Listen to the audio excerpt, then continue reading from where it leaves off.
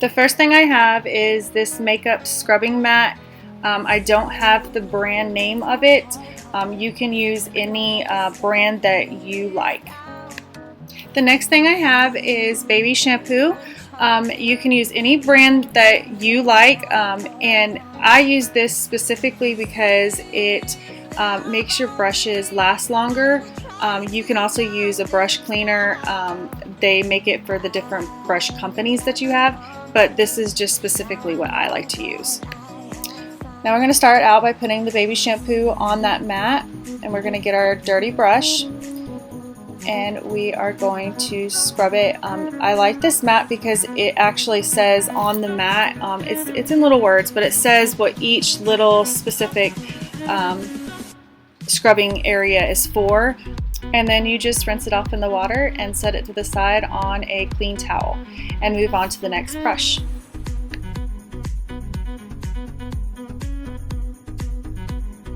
Now after you get done cleaning all the brushes, just rinse off your mat and put some soap on it and clean it off so it's sanitized.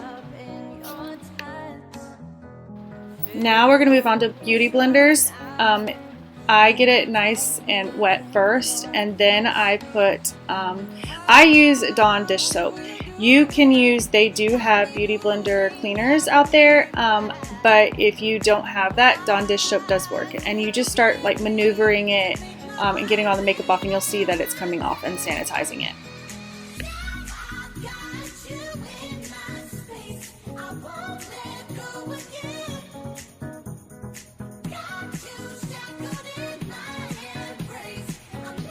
Now what I use is my Sigma Dry and Shape stand, and this is what is going to keep the brushes in their natural state without having them fall apart.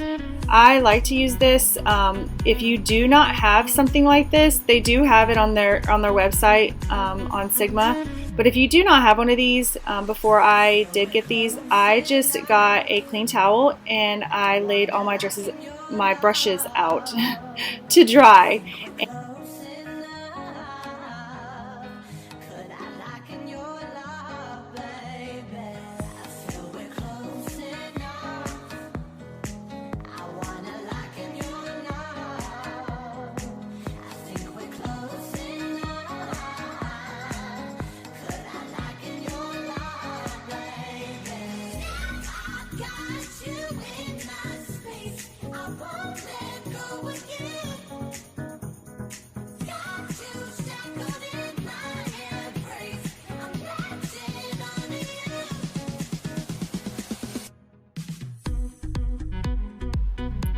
Now for my bigger brushes, I do try to get as much of the moisture out as possible, but they do have this where it forms on the bottom and it keeps those brushes really, really nice. So that's why I like this specific brand. Now I do not work for Sigma. This is just something that I have personally liked using.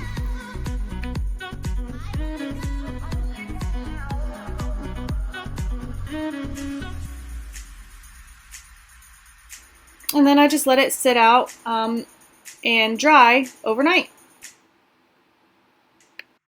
Now when I have clients, I can't sit there and do this each and every time. So what I do in between clients is I use this brush cleaner, and it smells amazing and it works really, really good to sanitize your brushes in between clients. Now we're going to move on to the sanitation of having whenever you have your professional makeup kit, how to keep all of your makeup sanitized and clean. And this is not just for professional makeup kit. This can be also for your personal kit as well, to keep bacteria away. So I use, whenever I have mascara, I use a disposable wand that keeps that clean. And then with each one of my palettes, with highlighter, with my eyeshadow palettes, I use alcohol spray. And I spray each one of the palettes. Now don't get too close because you don't want it to get nasty, but and then I leave it open to air dry, and then whenever it's dry I shut it and put it up. The next thing for sanitation is I have these lipsticks. Not all of my lipsticks can go into a container. They come like this. So I get a lipstick wand, and it's a disposable lipstick wand, and I use that to apply a lipstick if it comes from my tube of lipstick. Now moving on to my airbrush machine. This specific company, MAC Cosmetics, they have an airbrush cleaner solution that you can pour into the actual wand and let sit, and it starts cleaning the machine while it sits.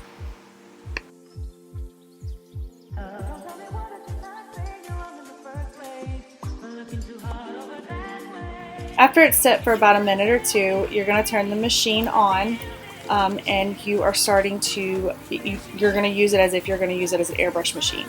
And you spray the makeup onto a paper towel, and it's going to clean all of the makeup throughout the airbrush.